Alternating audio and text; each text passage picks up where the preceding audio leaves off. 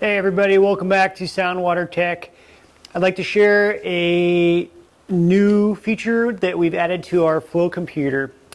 The Flow Computer is an optional accessory for the Cypress Ultrasonic Flowmeter. Its basic use case is a wall-mounted display. It can show the flow rate, totalizer, temperature if you're measuring water. And it's also a computer, so it does things like add and subtract flows. If you happen to connect two flow meters to the Flow Computer, it can divide flows for proportional output to, say, a pump control. And it has standard industrial outputs. The new feature that we've added is a digital alarm. So you can set an alarm if your process goes above or below some measurement value. To navigate to the alarm setup, we're going to hit the setup menu button, go to Outputs, and Alarm.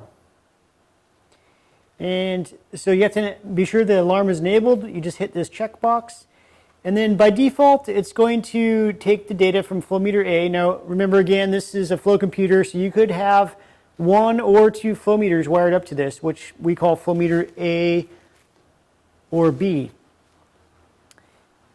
So if you want to change that, you can select flow meter A, flow meter B, or some combination of the two, which could be adding them, subtracting them, dividing them, or averaging them if you want, say, better accuracy, stuff like that. But we just want to do flow meter A for now.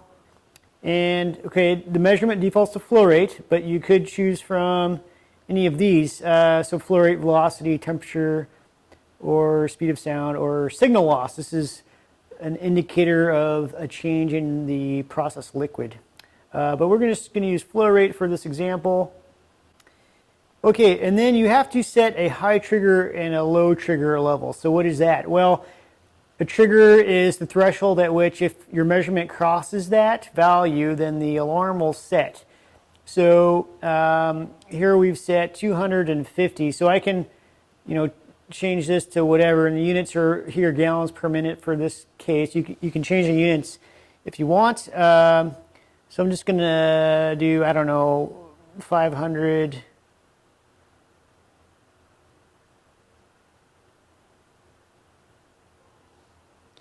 gallons per minute. And then the low alarm. Okay, if you don't want a low alarm, then you could make this a value such as 0 or maybe negative.